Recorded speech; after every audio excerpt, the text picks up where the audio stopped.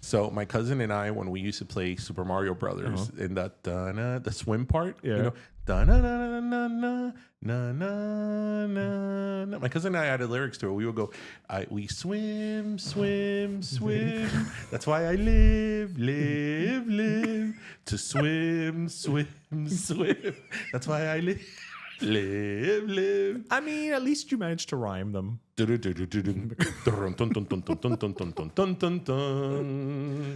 princess is in another castle. Como Holly on the other castle. Well, everybody, welcome to episode 323 of Pero Let Me Tell You. Yes. So, like many people, when I was a kid and I was playing Mario Brothers, you wanted to beat the game, but this, back then we didn't have Google, we didn't have the internet, so we didn't know what was there. Like, we barely had cell phones. We didn't know what World 1, 2 was. It was a whole new world. And I remember the first time like that, I think I was playing with my cousin, the first time that one of us beat the game, that we got to the castle. First of all, we got to the castle. Right. And then, you're in the castle and you're like, I'm in the castle. I've arrived. This is castle 1-4, right? Oh, you thought that was the end of the game. I thought that was because, especially then, you had never played Mario Brothers before, so there was no muscle memory. True. Right? So, it takes you like a week to get to through one. to get to 1-4. And then I remember being like, your princess is in another castle. And I'm like, where? Where am I going to now? This literally can only go that way. Where am I going to now? It's like, there's a world 2-1? Like, who knew? Like, so much to learn. Those were the good old days. Those were the simple days. And then, of course, we got the Mario Brothers Duck Hunt combo. Of course. Question, gray gun or orange gun? Gray. Oh, your OG Nintendo. Shoot. No, because the orange gun came out not too long after the gray gun. No. But I remember I had the gray one, and I would be like, yeah, bitches, I have the gray one. Screw you with that orange. I remember what I really wanted, like I really, really wanted, was the power pad. I had the power pad. You had the power pad? I had the power pad. Wasn't it fun? It was fun, but exhausting. My cousin had the power pad, and then we had a problem with the power pad because when we would go to their house, we would cause some havoc in the power pad. I mean, you're stomping on a map. And especially since I was bigger than my two cousins, I would just push them against the wall. And I'd be like, Jennifer. They never played it again. What I never had, because I was like, that was the glove. The power glove. The power glove, yeah. The power glove just existed to sell that Fred Savage movie. What Fred Savage movie? You remember the movie with Fred Savage? Some girl and a little kid, and the whole thing was that they were going to there was like a Nintendo competition or something. Why don't I know this movie? And is it called The Wizard? I think it's called The Wizard. And so it was basically just created to sell a product. Kids will never know how amazing Mario Brothers was. They think they know. But because for example, my kid plays it and he likes it, but I don't think he fully appreciates it how we do. Because they're playing it retroly. Right. They're looking at it as a novelty. To them, 8-bit is a novelty. Is a novelty, yeah. 8-bit for us was a way of life. Shit, our phones do more than 8-bit. I mean, I think our flip phones did more than 8-bit. Yeah, exactly. And we were like, ooh, the height of technology. What was your favorite Mario of the three? Of the three, I have to say Mario 2. Which wasn't really done by the same developers, but right. But I think that's why, because it was so different. Like, I didn't feel like it was just the same game with a new title. Like, it was like, oh shit, they really did something different. More playability of characters, and it was just, I don't know, it just felt different. So I'm sort of gonna agree with you there. My favorite, I think the best of the Mario games is Mario 3. Yes, for sure. It's the best one. It is. But I think my favorite is Mario 2 because you know what? Whatever. I'll say it. I don't care. I loved being the princess. The princess flew. She floated. She floated. Yeah. When other people were other characters other than the princess, I'm like, what are you doing, bro? Why don't you want to fly? Who hurt you? Why are you not the princess? Yeah. Okay, so I Toad, love how when they all pulled up the thing, they all look at Tremendo. Toad was very good picking up things. Strength, yes. Mario was fast, and Luigi can jump high. Yes. That yes, was each. yes, And that then, was you know, the each- Princess, everybody's Princess best. Peach floated. Like, Yes. I mean, this was such a convenience. It really was. I mean, you could get through those levels that had no ground. Yeah, quick. Mario 1-1, World 1-1. Who was the very first, villain you saw? Like The very first one. out the gate. Yes. It wasn't it a Goomba? A Goomba. Okay. I'm like, I feel like you were setting me up for a trick question. No, That's it was why a I was Goomba. like, And do you remember, I've told you this before, what my favorite villain in Mario Brothers is? is it? It's that cloud thing. Lakitu. That's the cloud that Yeah, throws Lakitu. the Lakitu. Until this day, I will call the Hammer Brothers the Teenage Mutant Ninja Turtles. They look like it. Like, whenever I play with Tristan, I'm like, Tristan, be careful, a Teenage Mutant Ninja Turtle.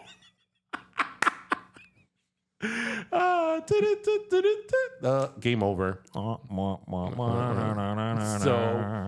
So what has happened this weekend? Nothing, right? It's been a slow news week. Absolutely nothing. Actually, I thought, because since last week you came as the Weekend, I thought you were Yeah, here I as, took- as Vice President-elect JD Vance today.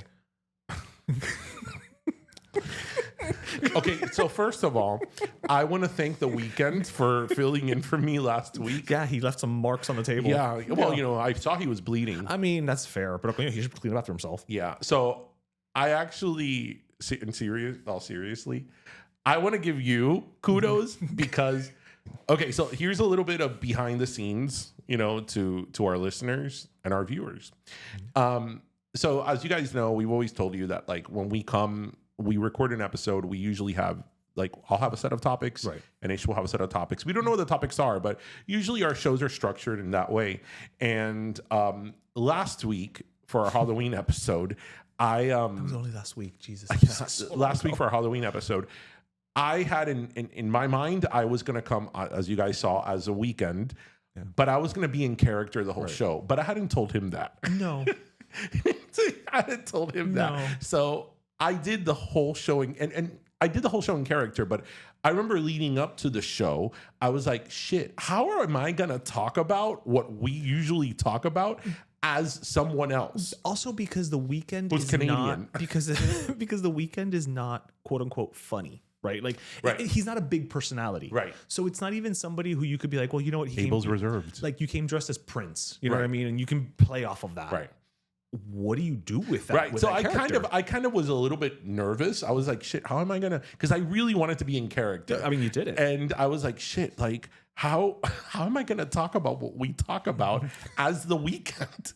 So I was like, I'm not gonna overthink it. I'm just gonna let it go. Yep. And ladies and gentlemen, for better or for worse, the 40 entire 45-minute Yeah. hour show that you saw was completely improvised, which generally we I mean, none of that we have is scripted, but we generally don't improvise. we have a format, Right. Right. It was completely improvised. Like I was coming up with everything you heard and saw as I went along. Yeah.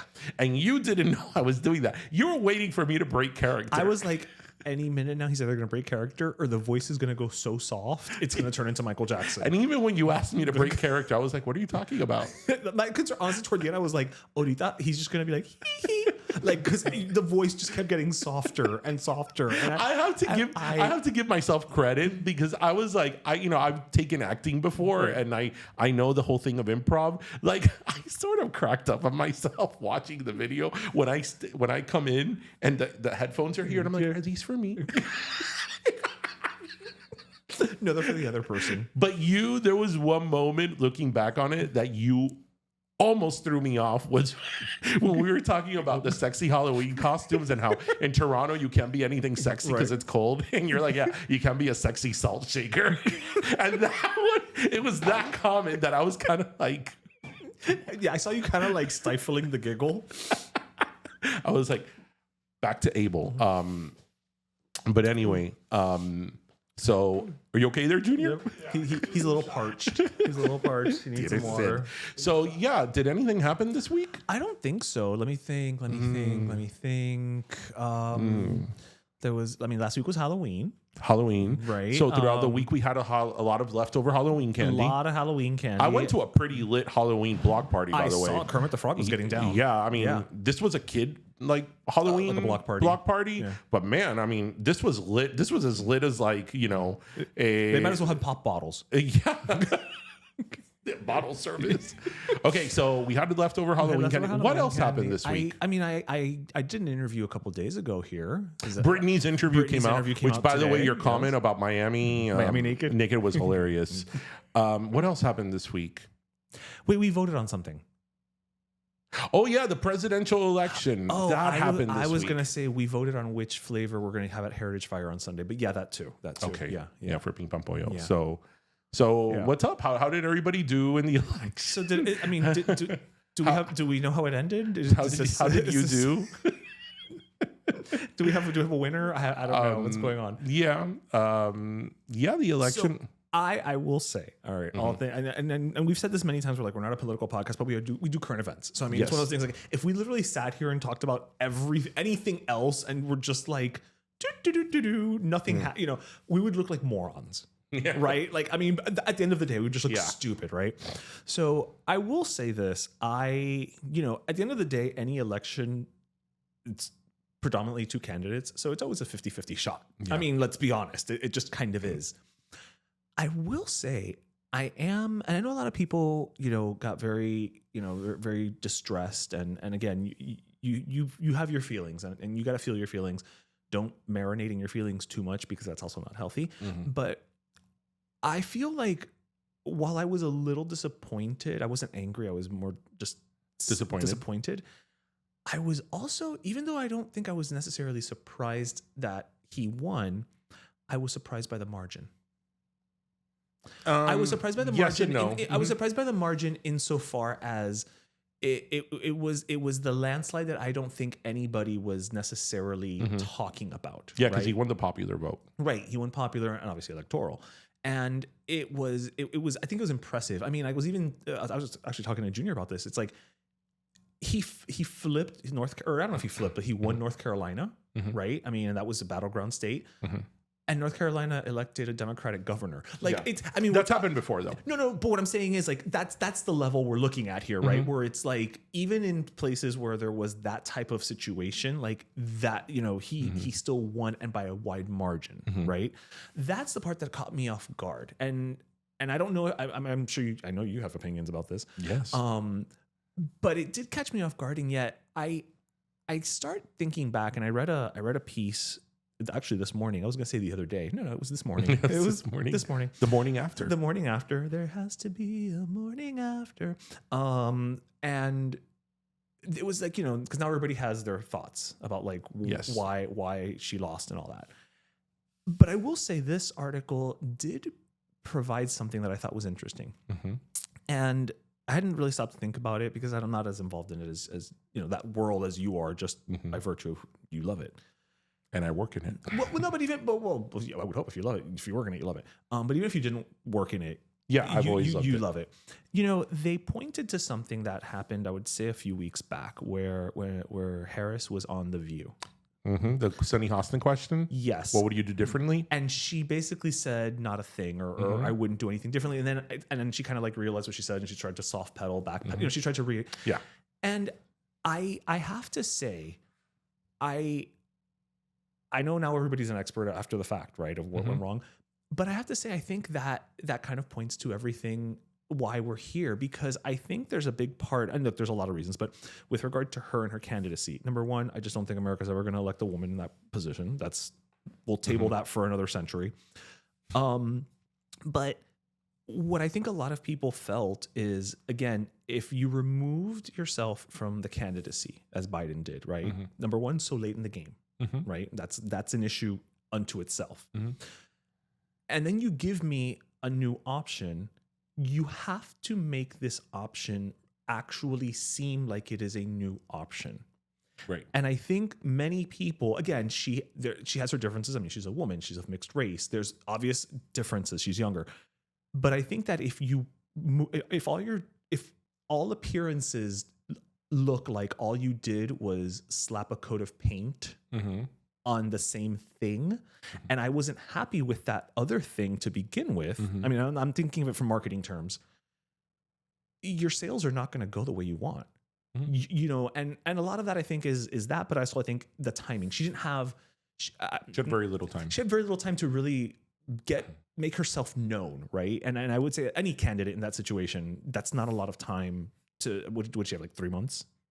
About to be like, here's who I am, here's what I'm at, and you know, to her credit, she hit that campaign trail. Like I think she's still not sleeping. You know, like she's still stumping somewhere, but.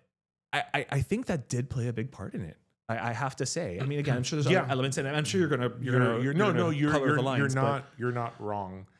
You're not wrong at all. Look, anytime post-election, post-mortem, as we say, you can always go back and say and pinpoint like they should have done this. Hindsight's 2020. They, you know, nothing is perfect. As you said, I think that she did the best that she could with the time that she had. And I do agree. I remember when I was watching The View, and I saw that, I was like, ugh.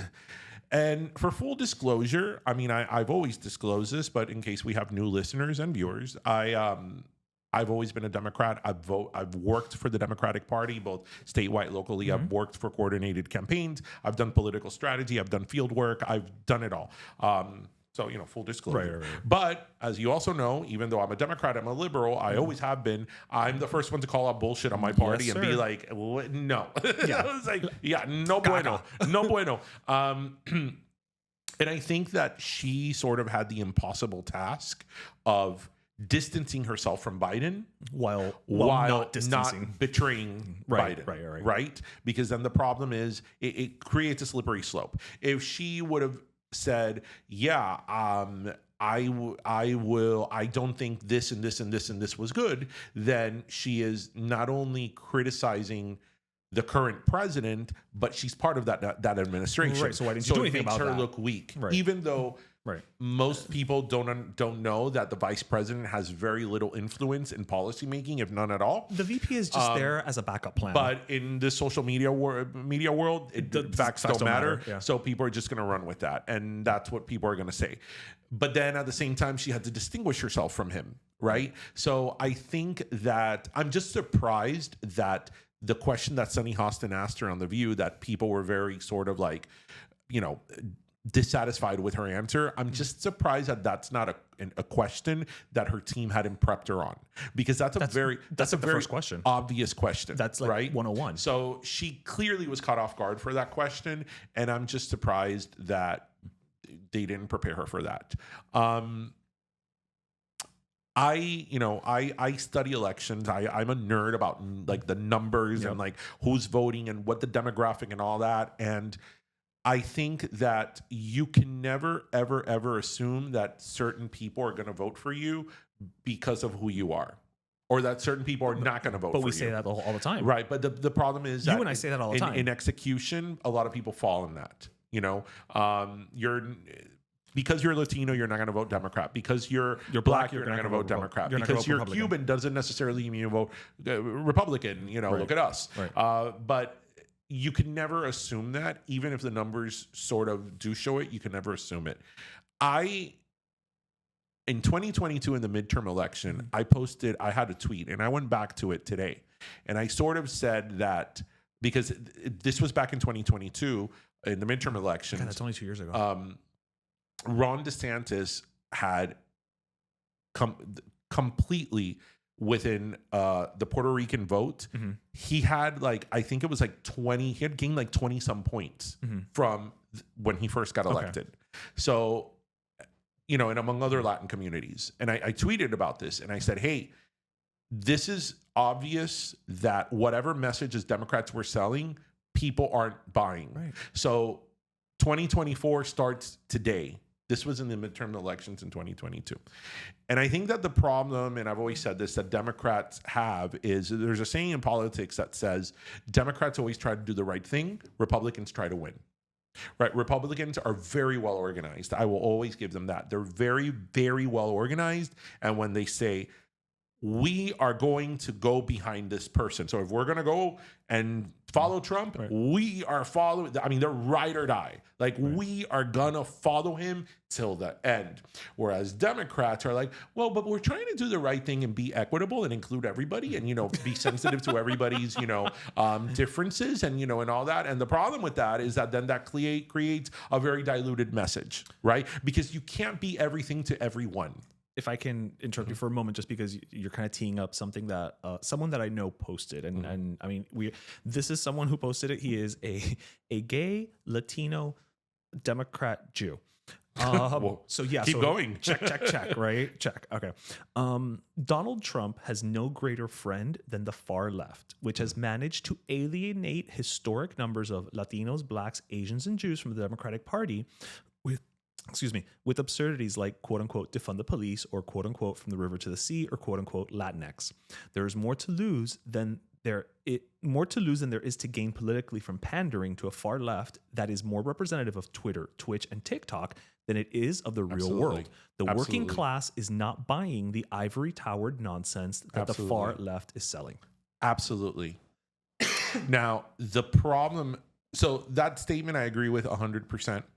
Now, that is a very small part of the Democratic Party and a very smart part of liberals, but it's sort of like on the right side, the Marjorie Taylor Greene and Lauren Boeberts that are maybe not the majority, but the loudest vote in the room.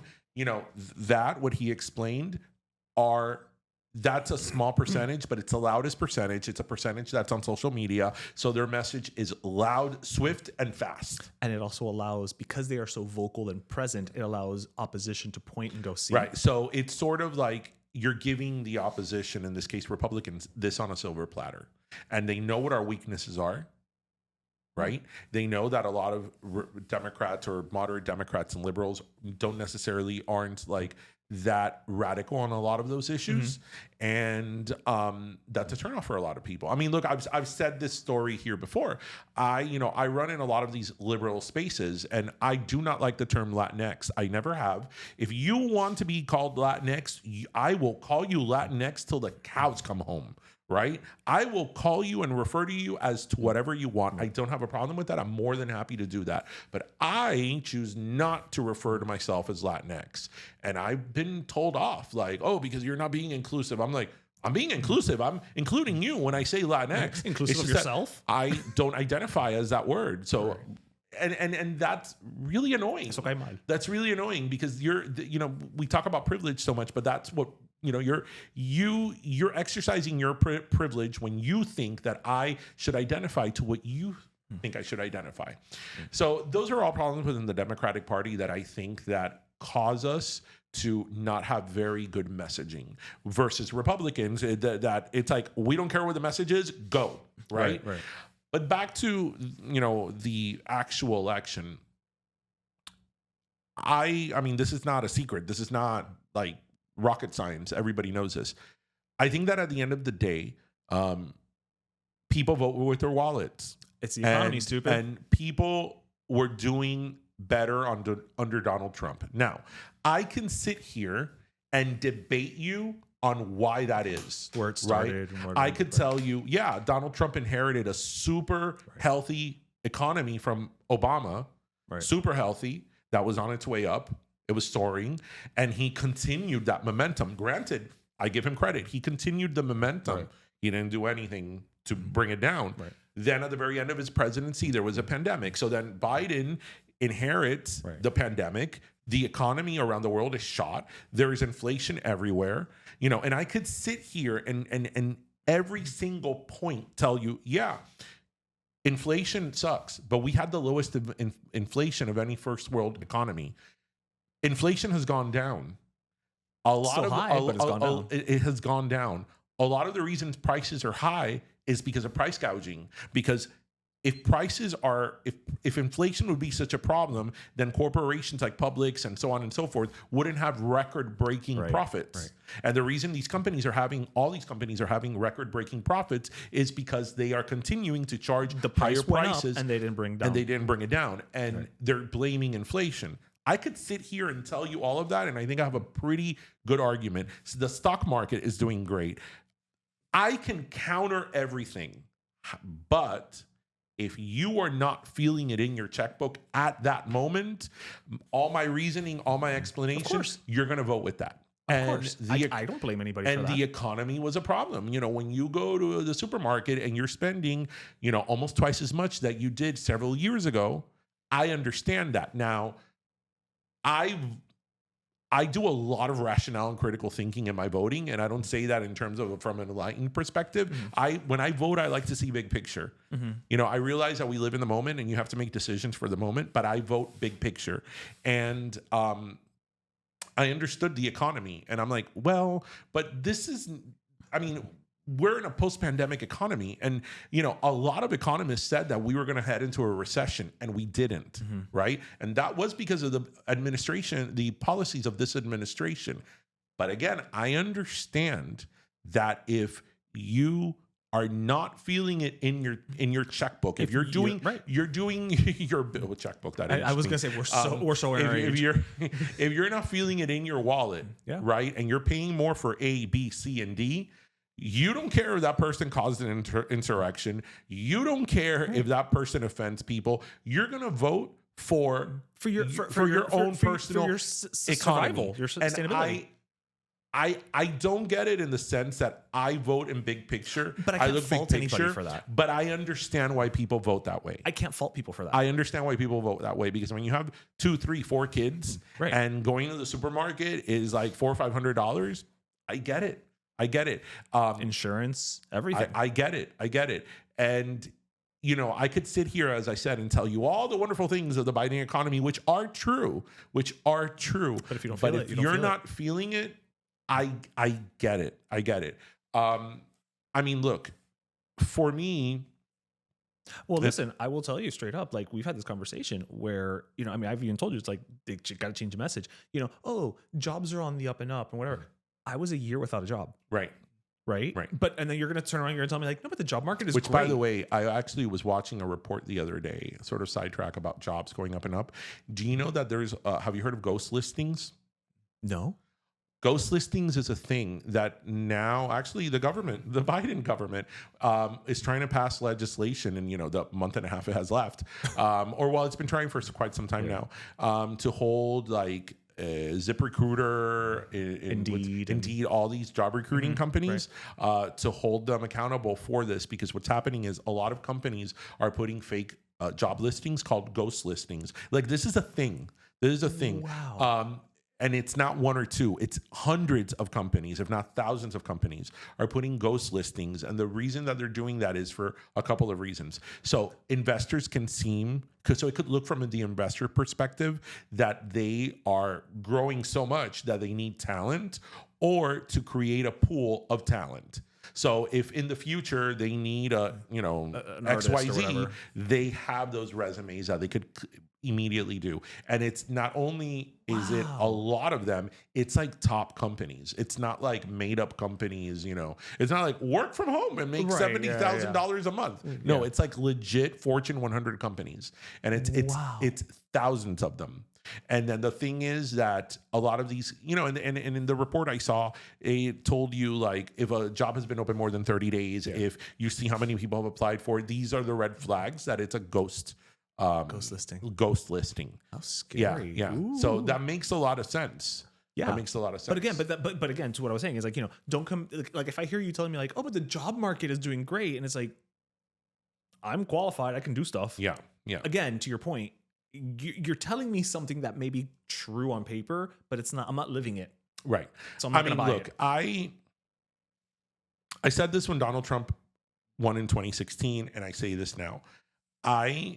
I disagree with just almost everything that he is. And my biggest problem with Donald Trump has always been his demeanor. Right. Always been his demeanor. Has been him. Yeah. And mind you, when I was in law school, I used to have apprentice viewing parties because I freaking loved that show. I mean, season 1 and 2 were freaking insane. They were so good. So good. I just cannot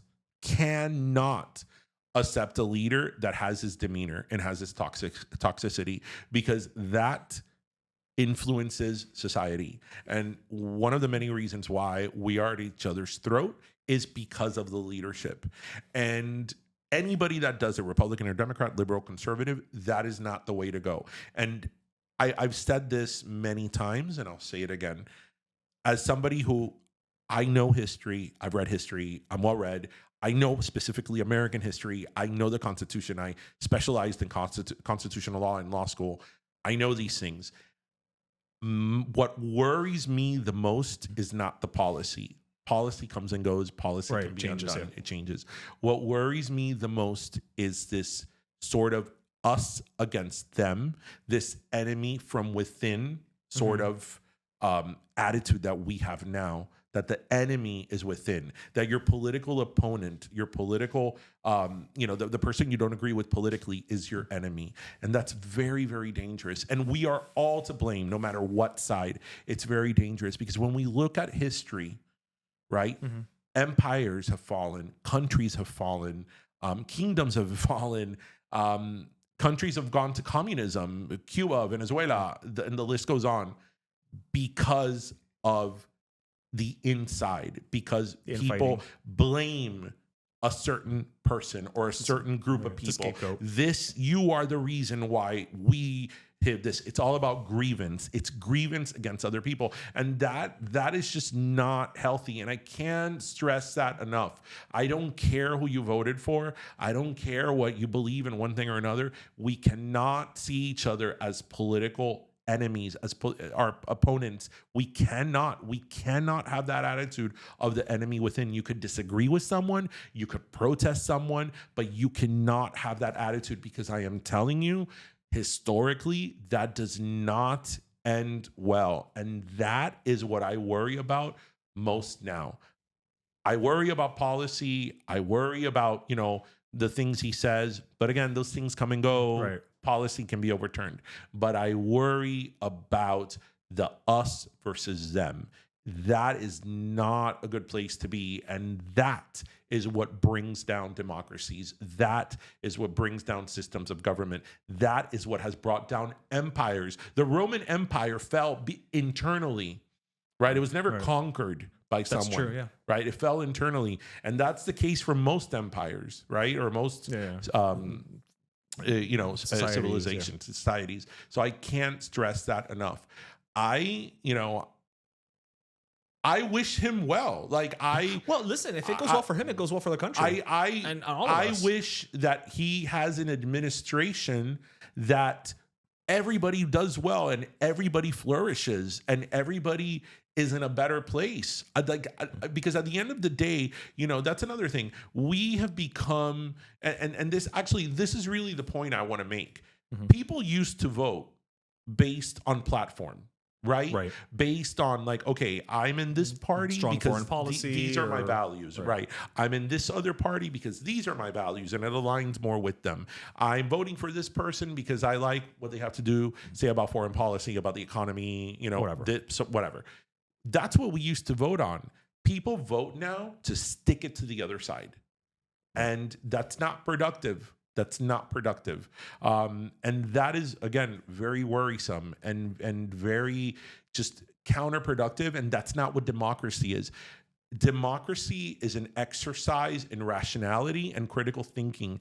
That, by its very definition, is what democracy is, what the founding fathers meant, what the Constitution, which is a beautifully written document, is. It's an exercise of rationality. And when you have a political climate that it's us versus them, I'm not voting for what's best for me or my community, I'm voting to stick it to them. That is not what our democracy was meant to be and what it has been for most of the age of the republic. It's not. And I just can't stress that enough, how important it is for people to understand that. And I don't care if you're a Democrat or Republican, liberal, conservative, I don't care. Everybody needs to be on the same page about that, because that is the essence of our government and how our government was designed and how it's operated for so many years. I mean, we are the world's longest lasting democracy, and that's for a reason, because democracy is an exercise in rational thinking. And that's not what we're doing now. We're voting out of emotion. on both sides. Yeah. You know, we're voting on emotion, and I understand how people vote out of emotion. There's certainly a lot of topics, you know, I'm very, very emotional about, obviously, immigration issues, LGBT issues, women's issues. Those are things that are very, very centered to me that, like, I really, really, like, I think about it and affect me and bother me, and I vote emotionally, but I also vote rationally and see big picture. And you know, I think that that's where a lot of people are just not, They lose sight. or losing sight nowadays. So Yeah. thank you for coming to our TED Talk. Yeah, thank you. It's been nice. I'm just really happy, seriously speaking. Junior may have nodded off. I don't know. I'm just really happy that, and this is coming from a guy that works in politics, I'm just happy when this is over. Because Listen, if I had to it's hear like a Maria reset. Salazar talk about eggs and milk one more time, It's just a reset. And I think that now, especially because in the past, it was just like we were bombarded with commercials. But now it's commercials and social media. It's like a bombardment. And you know the one place that I didn't hear any? Funny enough, because I just happened to be listening to the radio like the last week. And it wasn't me. It was Jose who was like, oh, you know, there's no political ads on radio. And I was like, you're right. They're all over TV. They're on social. They're on and everything. But there was none on radio. And again, we were like a week and a half. So it should have been like, dale, go to town. So I want to pivot big time out of this. And I'm going to pivot to a subject that you're going to love. Okay. Charo. I want to talk about Sesame Street. Oh, come on. Bring it. Lay it on me. Okay. Lay it on me. Lay it on me. Junior's fist pumping back there. He's like, so today... feel free to join in, Junior. So, yes, Junior, yes. please. Let's go up to our producer. Yes, Junior. Yes. Chris was great last week. No, we love Chris everybody. was great. We love everybody. But you know what? We like getting both. Yeah, we love everybody. But Junior is awesome. Anyway, I actually, you know, me being the political that I am, you would have thought that today my social media would have been filled with like anger.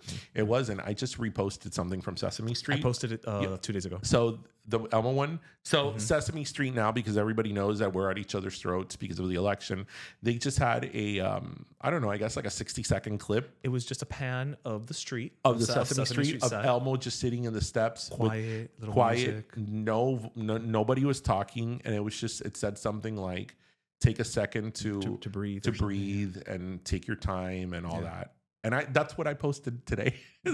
Good. Whoever is running Sesame Street's social media deserves some type of medal or recognition. I mean, something. Because you know the thing about the social media for Sesame Street, and I was thinking about that. Obviously, it's character driven. Yes. This could have gone one of two ways, right? Like how much, I mean, I know we love Cookie Monster, but like what can you do new with these characters on social media? And yet they have. But that's why did you see Cookie Monster? I did, but that's why I'm like, I don't know. I don't know who's behind Sesame Street's social media, but they're great. But whoever is, and I imagine that it's the same group of people because because they reference each other. So yes, they definitely are talking to each other. Right, but the content is similar. Like the vibe of the content is similar. The brand voice, yeah. Right. So obviously it's the same group of people. Yeah. It's not like, well, you know, Cookie Monster's posting meme all days and, you know, Elmo is posting ASMR, right? They're all posting sort of like similar content. Right. But it's just, I mean, I really, listen, people, and I know you love Sesame Street, so this is your moment to go off on it. But listen, people, we live in a really complicated world nowadays and terrible world, especially with social media. Do yourself a favor and follow Sesame Street. Follow all of them. Follow all the, you know, Cookie Monster, Elmo. Big Bird is on there you now. know, the Count. I mean, Grover might have one. Grover. I mean, it is. I mean, listen, when you're scrolling and you have all this like content, not only political, but all this other content. Buy this or, you know, like the other day we were talking about like my course, you know, whatever. You gotta, you know, you gotta surround yourself by winners and get up and know what you want. Like all that bullshit or all these like other like model influencers that are all fake. To just be scrolling through that and then just come across, you know, Cookie Monster eating his cookies. I mean, I was like, we got to talk about Sesame Street in today's episode because we do. I mean, I think they're doing a public service. Well, I mean, they are PBS. Christina Vitas is the name of the social media director and the person behind Elmo's viral tweet. Christina Vitas? Christina Vitas. Okay. She sounds Latina. which means we should get her on the show. Cristina Vida. Which we should get her on the show. But it's funny. Actually, I was talking to you on the other day, Junior, when I was here. We were talking about Sesame Street and Muppets and just how much we love them. I didn't realize until talking to you. Yep. We have had 3 people on our show. 3 who are associated with Sesame Street. Luis Santero. Maria. Oh my God, yes. Sonia Yes. Manzano. Yes. And Vanessa Garcia, who wrote Amparo, was also a writer on Sesame Street. She also wrote for Sesame Street. And I'm like, how can we get on Sesame Street? that's what I told him. I'm like, I'm pulling all the strings. And I'm going to be like, the next time that I'm in New York, I am going to go to Sesame Street. Like, I know where the studio is. It's in Astoria. Okay. But I don't care. I don't care if they're filming or not. That's not the point. I literally just want to walk on Sesame Street. And like I told Junior, and then I'm going to start bawling on Sesame Street Right, because the emotions are just going to I don't want any me. behind the scenes of Sesame Street because those Muppets are real. They're real. Those Muppets are real. We've discussed this. No, I want behind the scenes. I want to go to their dressing rooms. Yeah, but I don't want to see the Muppets unmuppeted. No. You're not hearing what I'm saying. I want to go to Cookie Monster's dressing room while he's getting ready for his day. Got it. While he's getting his cookies together. Right, exactly. You know, he probably has like cookie taste tests before he goes on set for consistency. Right, and probably the cookies he uses for like filming are like bigger cookies. Exactly. Right? Maybe they have more crunch. Right. Right.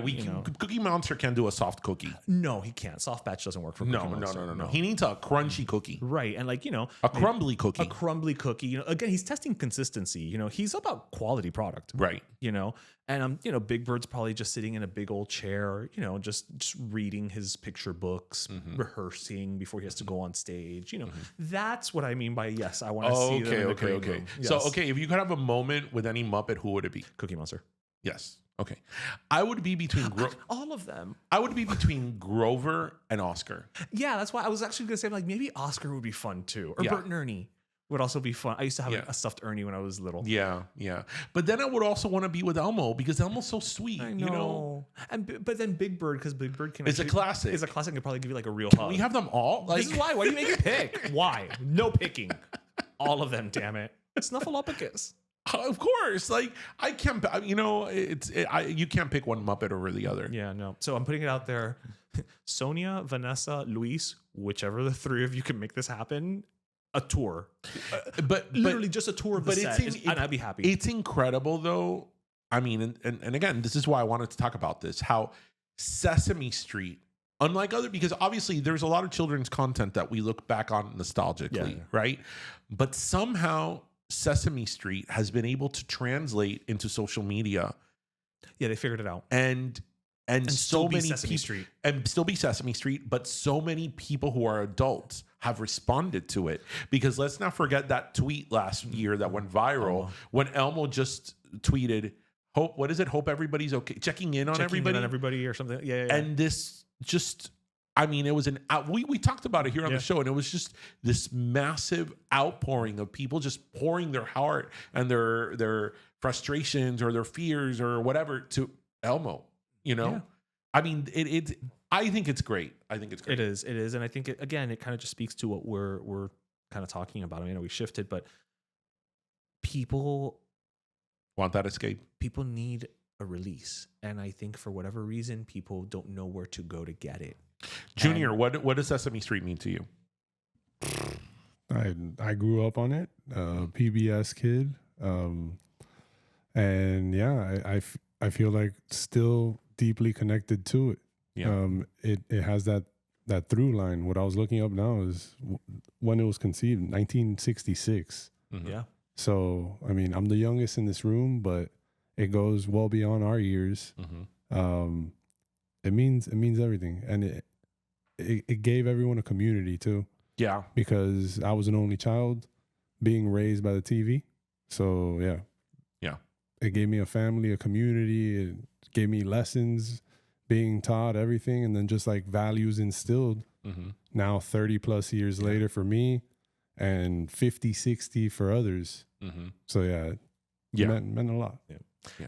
I defy anyone. I'm getting watery just thinking about it. I defy anyone to watch that scene where they explain to Big Bird about Mr. Hooper's death Yeah.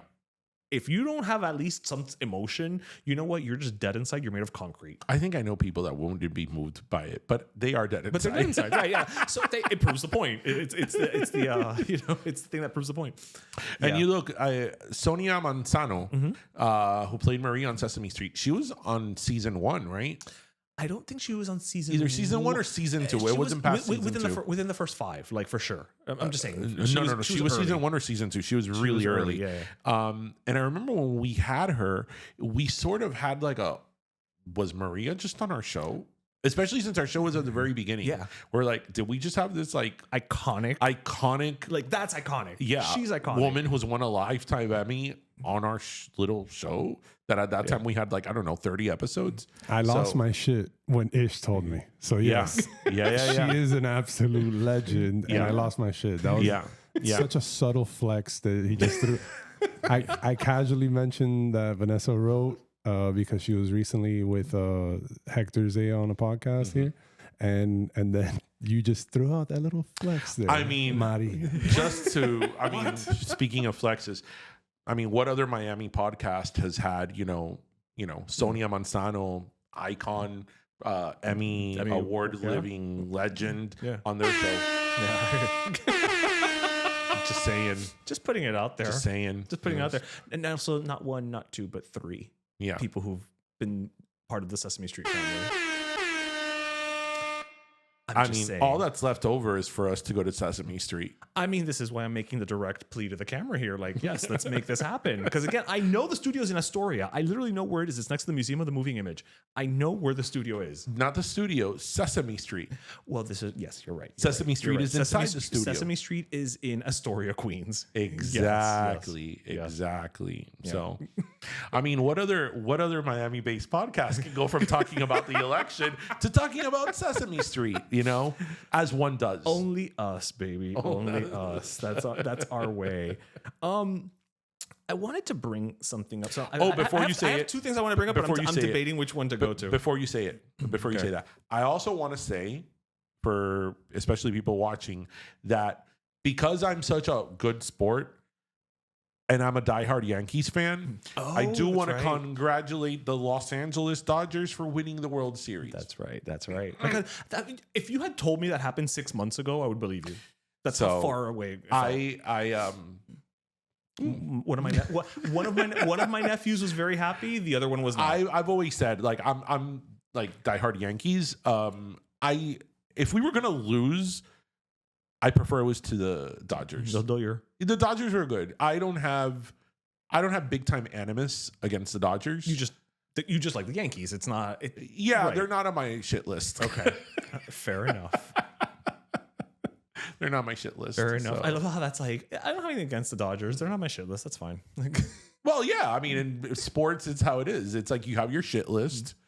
And then there's everybody else. So there are everybody else. So we don't hate them. We don't. Congratulations. That's why I said yes. Congratulations to the Dodgers. Let's move on. Would you like some water? I lost twice. I lost twice this week. Would you? Wow. Would you like some water? There were big ones for that too. Humble pie. There were big ones. They were big. Yeah, they were like wins. To quote the great Robbie Williams, that Abel didn't know who he was. You win some, you lose some. I'm just not gonna go, burn the government down because I lost. But let's move on along. No, don't go burn down Dodger Stadium as a result of that either. So I wanted to bring. I had totally forgotten. I had snapped this to bring it up. Again, we were kind of heavy in the first half, so I think let's try to keep it light toward the end, right? So I saw this headline. There was a man in Spain. Joaquin Garcia. España Española. Joaquin Garcia. Cazos. So he's an employee at a water treatment plant, and he was going to receive. Sorry, go ahead. Sorry, he was nominated for an award at his job, and when they went to go award him this thing, they found out that he had been skipping work for the last 6 years.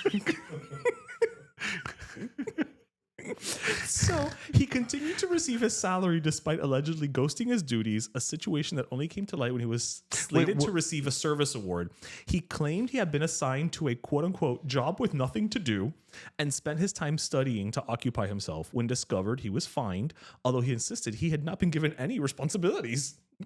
Okay, well, but I'm not hating on him. No. Listen, how? Sign me up. I mean, if they were paying him for it, and it was one of these like sleeper jobs that it's like, no, they going out like I said. That was my last year and a half, my last job. Shh, no digas nada. Shh. Tú estabas typeando emails. I was. I mean, that's on his company and his lack of supervision. I mean, somebody above his pay grade dropped the ball. Right, was not. Don't blame it on him. I mean, was he was not showing up to work? He was not. He was skipping work. Oh, okay. And he was getting paid. Right. Okay, well, and he was at a water treatment plant, so it's not even like a situation where you're like, well, with COVID, he was working from home. Did he work in Flint, Michigan? I don't know. Well, he's in Spain, so I don't think so. But that's why he didn't show up. It's a commute, right? Yeah. Yeah, water treatment plant. In Spain. I mean, didn't anybody notice? Apparently not. So here's my question. I'm wondering if people even knew. I have a lot of questions about this. Okay. So nobody noticed. Let's say he had a lazy, sleepy supervisor. Right. Nobody noticed. Okay. Why would they have given him the best employee award? Well, I don't know what the award was. Okay. I don't know what. Why would they have given him any award? There's nothing to back it up. Like, right, based on what? Because they weren't like, well, that project that Miguel worked on was like superstar. Our water is cleaner than ever here in España, in Madrid, in Galicia, because of this work that Joaquin has done. I mean, what did they base whatever award on? Since there was nothing to be based on. Maybe it's because he was the most agreeable employee. Que nunca tenía bronca con nadie. Maybe because he never called in sick. Right, exactly. It was an attendance award. Yeah, that would have been a great irony. Yeah, that would have been that. Actually, speaking of Spain. Oh, have you seen what's going on in Spain? There's huge mudslides and floods in Spain. It's still happening. It's still happening, and hundreds of people unfortunately have passed away. It's like a really big tragedy. It's absolutely horrible. So, I thought hearts off to Spain. Oh, excuse me. Yeah, no, I had seen it, but it started happening like 2 weeks ago, right? Yeah, it's been going for a bit now. Yeah, I thought it was like a one-time deal. I didn't know it was still happening. Estoy de España. Estoy de España. I've never been. So we were gonna go, and then pandemic. Yeah. So, I mean, whenever I've gone to Spain, it's just I can't with the ham. Like all I want to do is eat ham. That's a B-side for Sheryl Crow. All I want to do is eat ham. All I want to do is eat el jamón serrano de ellos con el queso manchego. I don't know what happens to me that I'm like, quiero ir al Palacio de Jamón. That's a tourist trap. But it's like, all I want to do is eat a jamón ibérico, jamón serrano. And it's funny because you know what I think happens when you go to Spain, right? Because so many Latin cultures are based in part, because of Spanish colonialism. Whether we want to admit it or not, or whether we know or not, whether we accept it or not, a lot of our culture is based in, of course, it is Spanish culture, right? Again, whether you want to or not, it is. That when you go to Spain, you don't necessarily, it doesn't feel foreign. Okay. That's what happened to me the first time. I was like, this doesn't feel foreign. So then it'll probably feel less foreign for me because I've done a lot of traveling in Latin America, which you haven't necessarily done. So but so I'm saying, so I'll probably feel it more. It feels very right, because the thing with Spain is that when you go to Spain, it's like I'm going to Europe, right? Europe. I'm going to Europe, right? But then, and you go to other countries and it does feel foreign, right? But then when you go to Spain, it's like, oh, it doesn't feel foreign, right? Culturally, yeah. And then you go to El Corte Inglés. I can't stop yawning. That's like their version of Harrods, right? Of like Macy's. Yeah, okay. And it's funny because people are like, oh, El Corte Inglés. And I'm like, El Corte Inglés is a big deal in Spain, but it's a department store. It's a department store like any other. Like, I remember the first time I went to Spain with my parents, they were like, no, porque El Corte Inglés es la tienda más exclusiva que hay. And oh my God. And I step inside El Corte Inglés and I'm like, this is no bigger or better than the Macy's or Burdines and International Mall. But a lot of people, when they would first go to New York, would be like, I have to go to the Macy's, Well, but the Macy's in Herald Square is a big deal. But what I mean is, it's a similar a similar vibe in terms of like, oh, I got to do this thing. Yeah, but that one You is know? a big deal. Okay, well, I've never been to Cotincle, so I can't speak of that one. Well, but you've been to the one in Herald Square. I know, but I'm trying to. The draw one a in Herald comparison. Square, I think, is a really big Oh, deal. it's very pretty. I mean, there was a time that I was like, I'm going to go to all 14 floors, and I didn't get off the escalator. I just went up the I used to escalator work like a block away. from the basement all the way up, and I'm like, oh, look, there's estamos en el sótano, the cellar, which is where they sell their like. So, like their Platos. their kitchenware. Yeah, Why yeah, can't I think of plates? The flatware, dishes. Dishes, Why can't I think dishes. of it's like platos? their cutlery. Again, we were talking about Spain, so I have español on the brain. Yeah. You're on Europe time. Europe. Europe. And I'm like, you know what? I have nothing to do, and I'm here in New York City. So let me just Let me ride just the take escalator. the escalator. How long did that take? It takes a while. Okay. Because it's those old wooden escalators. Yeah.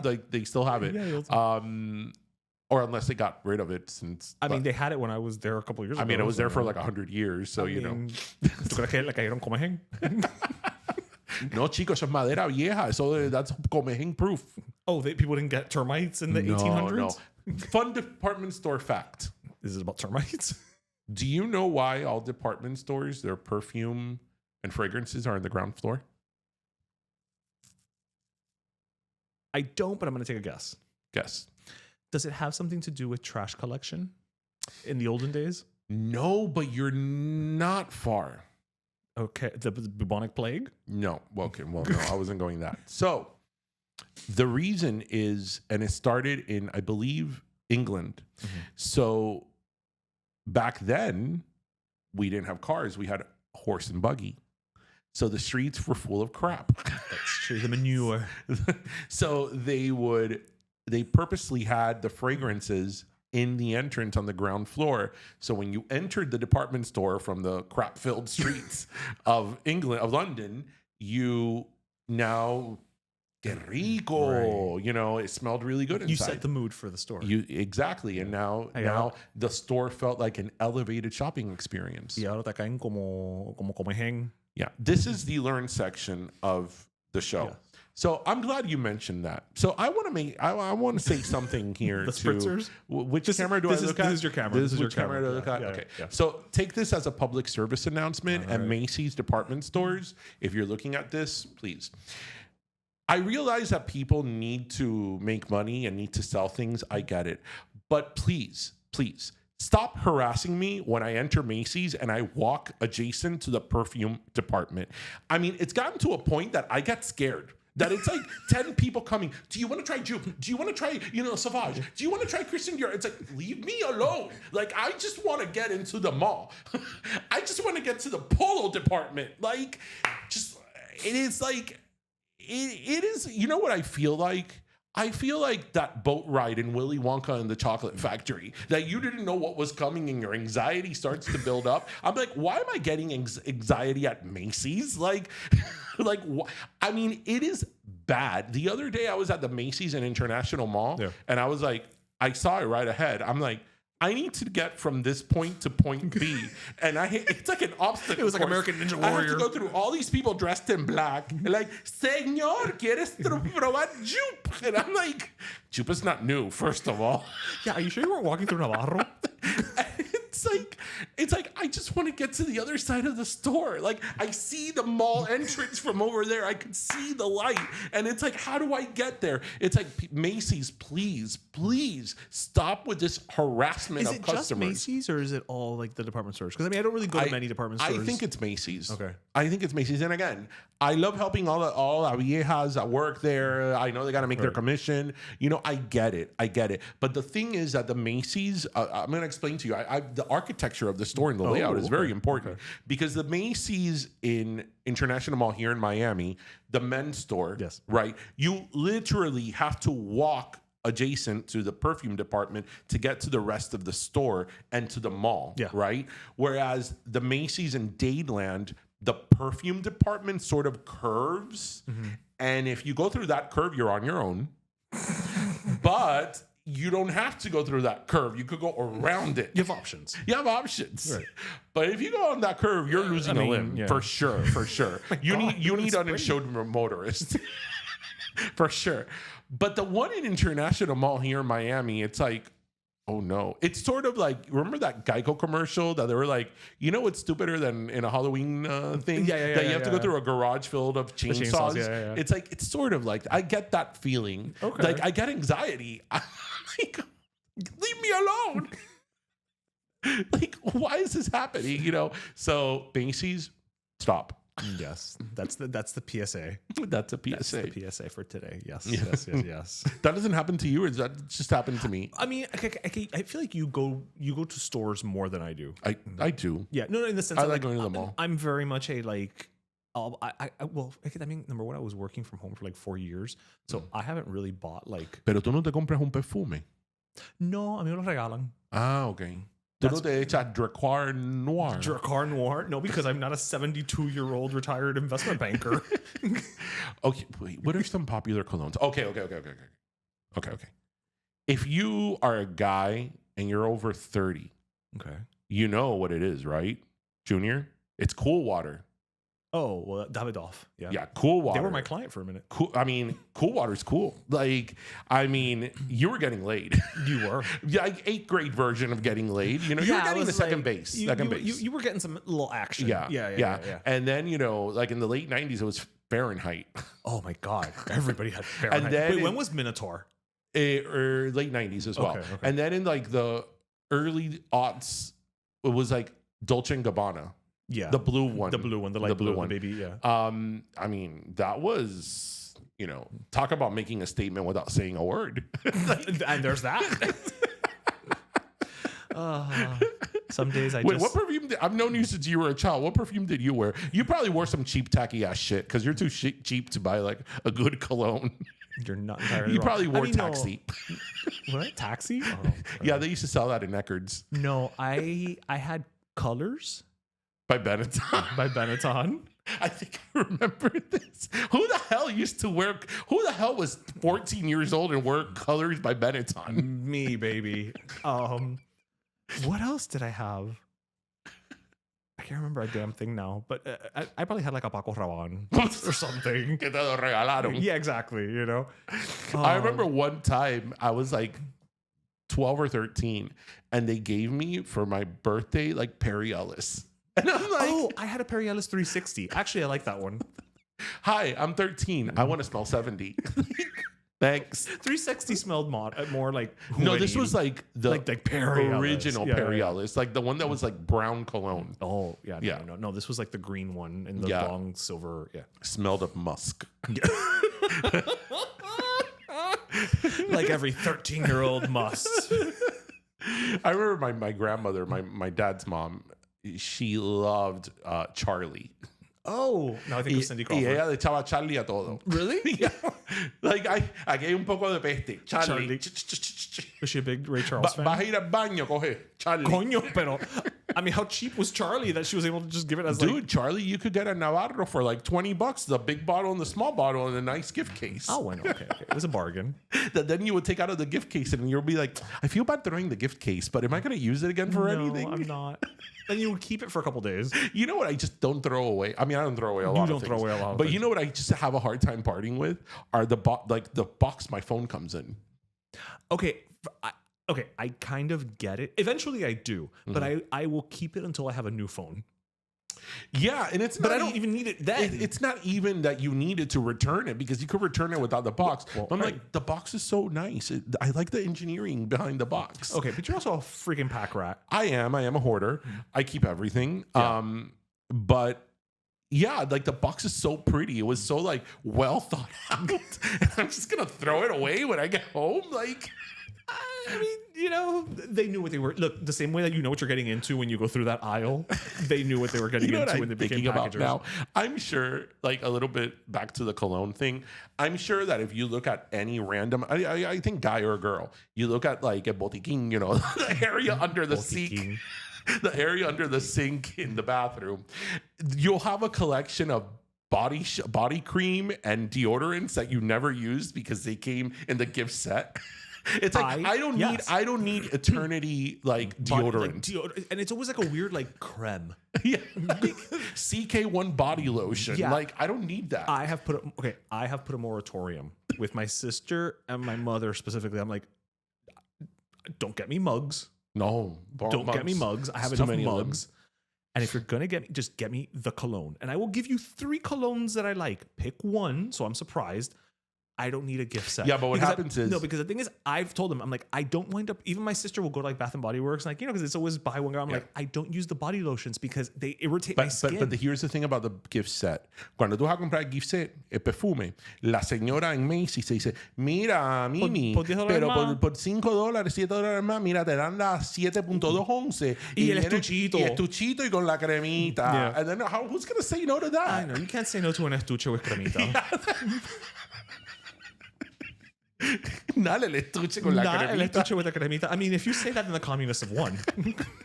In the nice box, you know? Yeah. I mean, it's perfect for Christmas. It is. Or Father's Day. Yes. Or Mother's Day or Valentine's Day or Arbor Day. So like literally, if you go through my, like, You just under have a my shit sink, ton of- I have like I don't know how many body lotions, because if there's ever been any type of cream that I want to use, I want that specific scent, right? Right. I don't want to smell like CK1 when I Right. And if I'm using a cream, chances are it's because I've got like a sunburn. yeah. And the scented ones only make it burn more.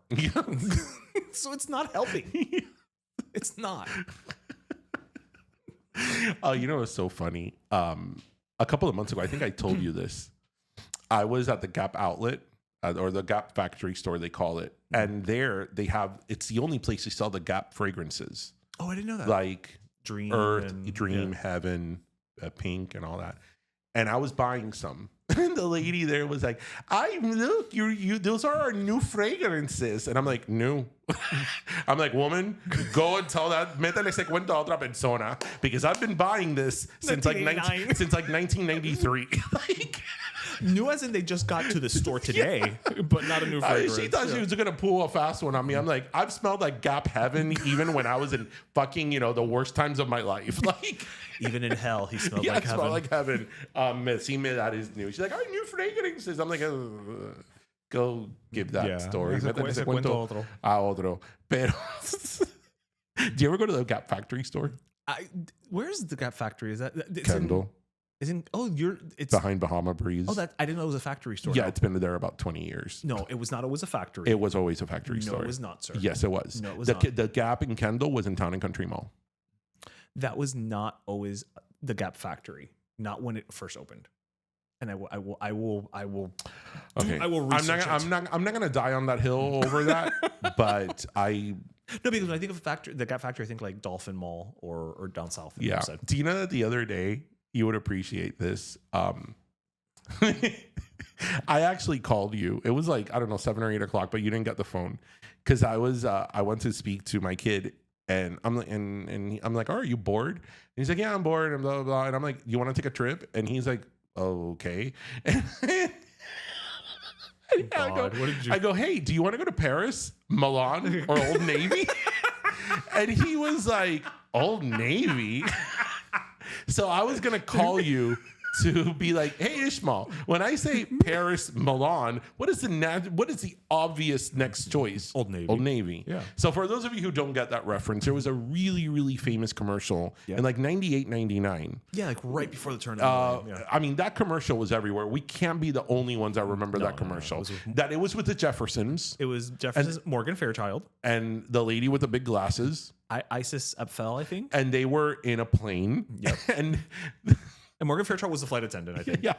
And she goes, where are we going next? And she's like, Paris, Milan, Old Navy. And for some reason, that's always stuck with me. Like, Yeah. I'm the one who says it and you respond to it. But I don't know why, of all the lines to remember, that's the one that I remember. Paris, Milan, Old Navy. We cannot be the only people that remember that. Also, what kind of runway did they have at Old Navy? I don't know why going to Old Navy gets me in a good mood. Because I think it's all the spacious lighting. It's not crowded. Old Navies are very well laid out. There's a lot of stuff, but you don't feel overwhelmed. Yeah, and when you're in line and they have all those little knickknacks, I'm like, I know what you're doing, Old Navy. But I know what you're doing. But it's also not overwhelming amount of knickknacks. I am gonna buy this salt and fig body spray because it smells heavenly. Yes, like heaven at the Gap factory. I know what you're doing, you and your shenanigans. I'm on to you, Morgan Fairchild. What you said, because it's so spread out and lighted. Yeah, it's spacious lighting. I feel it's so airy inside of Old Navy. It is. And then the prices are so reasonable. I mean, you could get polos for $9.99. Listen, every year, we are not being paid by Old Navy yet. Yet. Every year for the holidays, I literally will go to Old Navy and I will buy. Actually, I think I got all of us last year for Christmas. I think I got all of us like socks from Old Navy, like the little, because they're $1. They're a bargain. They're $1. You know, Y it's eso like, se resuelve en la crima. hello, yes, un regalito, un cariñito, you know, like, you know, and there's like 9 of us at Christmas dinner, you know, with tax, that's still under $10.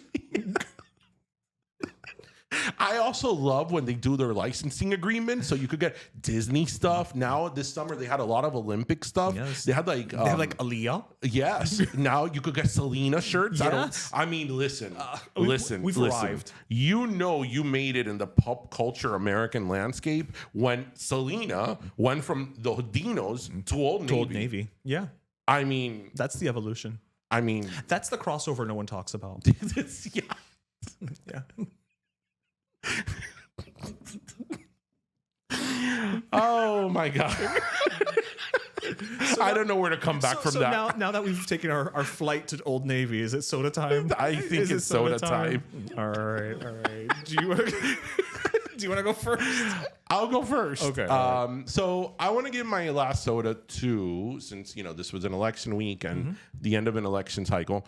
As I said, I've worked in elections before, in politics and all that. So I know about the hard work that goes into putting an election together and a campaign and all that. So I actually want to give my last soda to poll workers. One of our listeners volunteered as a poll worker. Really? Yes. Jackie and Terrion. Yes. Thank you. Well, you get a soda. I used to work with her. That's how I know her get a first and last soda name. too. Yeah. Poll workers, most of them, some are paid, but most are volunteers, and it is a very, very difficult job because especially depending on the polling location, you have to keep an eye on people. You have to monitor the area. You have to keep order. You have to keep people in line. You have to make sure that people are a certain footage away from the polling site. Like, there's a lot that goes into it. And unfortunately, in the last several elections, a lot of poll workers have gotten harassed. Yeah. Not only in Florida, but in different places. So now, on top of all of crap you have to deal with your job, there's also now a certain level of harassment. And it is really a thankless job. And these people are like the heroes of elections insofar as the process, right? Because there's just so many moving parts to voting. And you don't know what's going to happen on that day. There's just so many moving parts, from the poll workers to the people giving the ballots, to then the counting, to then when it's sent to the supervisor of elections, which in Miami it's here in Doral. Like, there's so many moving parts to it, but poll workers are sort of in the front lines of that. Yeah. So they deserve, no matter what side of the political spectrum you're at, they deserve our respect because it really is a thankless job. So, con el calor que había, poll workers, here's a soda for you. Yeah, they're probably very thirsty. Yeah. All right, that's a good one. Well, my last soda is actually going to hit a little closer to home. I'm actually going to give my last soda to our producer, Junior. Now, I'm not only giving it to you, sir, because I put some sound effect there. Because you make... yeah, for yourself. Applaud for yourself, damn it. There we go. All right. Not only, have you been with us from the beginning here, and you've honestly, it's been so fucking awesome having you in the room with us. Like, legit, it's one of those things where, again, we've been doing this just you and I for so long that was like, oh, is somebody else there going to throw off the, you don't know, right? Or what if you're sitting there, you're like, these guys, shut up, but you've become a very, very, very, very, very quickly a part of the family. So there's that, but I'm also giving you the last soda because, and there's a little bit of a cross-network promotion.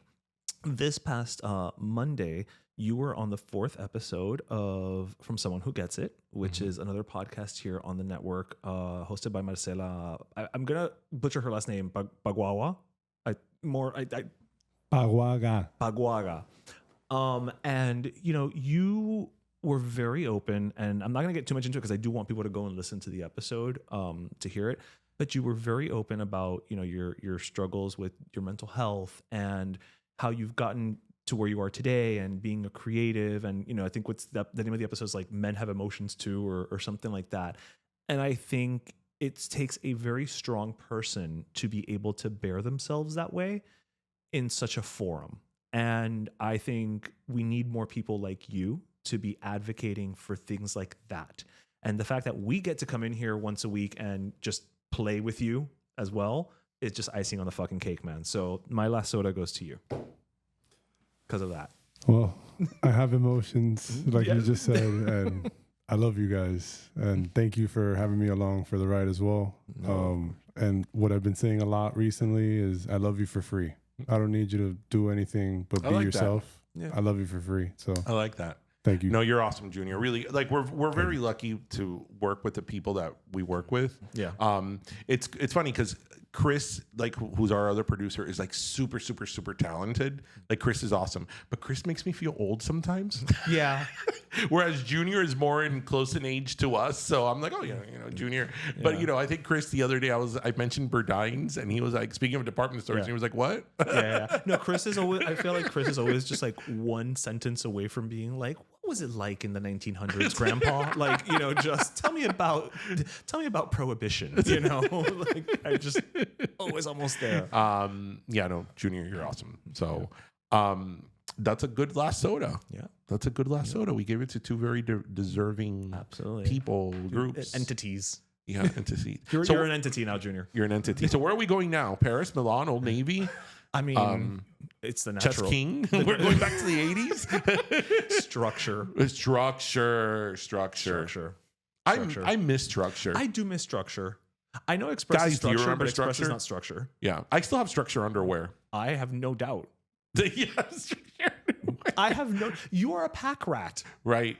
No, but the structure underwear was like my nice underwear. Like, you only wore it when you put out the Ralph Lauren comforter. Yes, but that's a story for another day. For another day. No, but you know, you have ugly underwear and you have nice underwear. And I don't have ugly You wear underwear. certain underwear for certain time. Am I the only one? I don't have ugly underwear. No, that's right. But you're not a mere mortal. Not when it comes to underwear. Not when it comes down to underwear. No fruit of the loom. No. You know that used to scare me when I was a kid. The mascots? The fruit of the loom, it used to sort of scare me because I got the grapes, but not that brown thing. Okay, what was that brown thing? I think it's a leaf. No, there was too many things. Was it supposed to be like a fig? But it didn't look like a fig. I think it was a leaf. But then it's not a fruit. And I'm like, what is the loom? What is a loom? Well, no, a loom is where you a loom is a thing where you make clothing. You know what I didn't know until the other day? I heard somebody. I love that I'm just doing this. I heard a friend of mine say something like, "Oh, I'm thinking of getting a tattoo of a loon." I'm like, "A loon? Loon?" Yeah, and I'm like, "¿Qué es eso?" And he's like, "It's a bird." And I'm like, "Oh, I feel like I knew that, but." I'm like, "Really? Like, I don't know about birds. I know un perico, a little parakeet, a lovebird, una cotorra." I don't know about birds. I don't know about birds. That's why I'll never forget that one time I was in Fort Jefferson in the Dry Tortugas. And, you know, for those of you who've been to Fort Jefferson, you know, Fort Jefferson is 80 miles east or west of Key West. Okay. And it's like literally a Civil War fort in the middle of the ocean. It's quite impressive. Oh, wow. And I remember there were people that were going to spend there like overnight because it's a national park. To go bird watching, and I'm like, pero tú vas a venir aquí a ver a pasarte el día viendo pájaro, like, just go to Bear Jungle. Like, I mean, it is then that I didn't know. I mean, I was like 29, so I'm very new to the world of bird watching. But you knew it existed. Bird watching? No, I'm like, why do people watch birds? You had never heard of that, like even in a cartoon? No. Like, that's how I know bird watching exists. Brown Cuban. Okay, but we watch the same like Looney Tunes, right? cartoons. But I didn't get a lot of references. You know, remember I grew up watching Doe, a deer, and I'm like, what does that mean? I didn't get the Sound of Music references. But I'm like, people go spend time to watch birds, like. Why? In the grand scheme of hobbies, it's not the most unhealthy. I mean, I guess you're right. Yeah. It's all perspective. It's all perspective. I mean, at least you're not. What is that called? No, it's not paramoring. It's What is paramoring? No, the people that jump off of Parkour. The people that jump off of buildings. Is paramoring when you just follow the band No, around? do you know what that I think is Parkour, so yeah. funny? No. Paramoring. Okay, so in law, I'm not kidding. Okay. In law, whenever you have a case against, let's say, like a man, if you're married, it's husband or wife, but like a man who like killed or something to his girlfriend, legally, you don't refer to them as boyfriend or girlfriend. You refer to them as your paramour.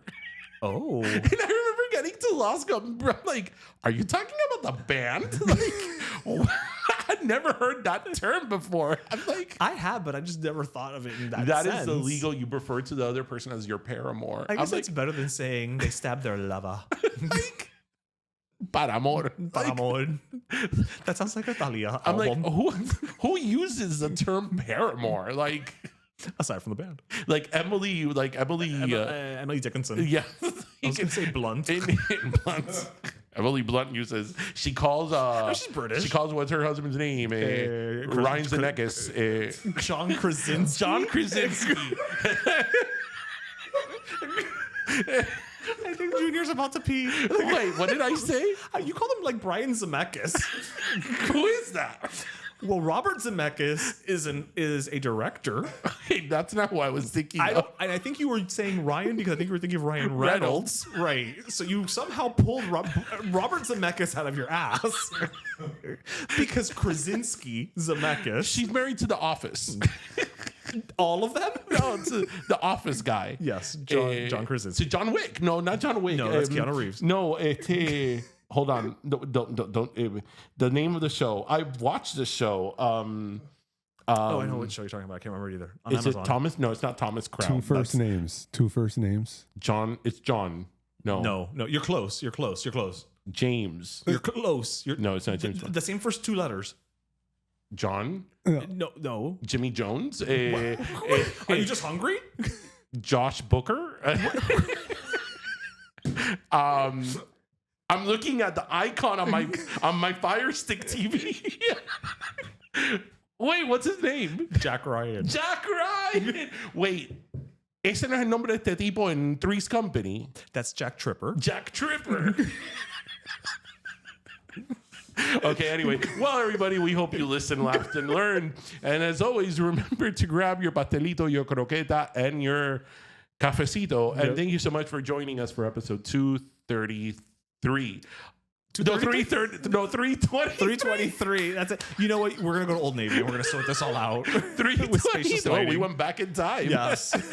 Thank you for joining us for episode 323 of Pero. Let me tell you, have a great weekend, everybody. If you are in Miami, Ping Pong Pollo will be at the Culture Festival on Saturday, November, whatever the Saturday is. I can't remember dates right now. Hold on. Yes. And we will be Sunday. That's at the Miami History Museum. And we will be Sunday at Heritage Heritage Fuego at the Biltmore. The Biltmore. Yeah, the Biltmore Great event, by the way. The Biltmore is a ticketed event. So go online. And actually, if you DM us, if there's still tickets left, I think that we do have a promo code for some percentage off the ticket. It's a great event. Like the best restaurants in town are there. It's really an elevated experience, and it's at the Biltmore. It's beautiful. Yeah. So Ping Pong Pollo will be there. So thank you, everybody. Have a great weekend. Bye.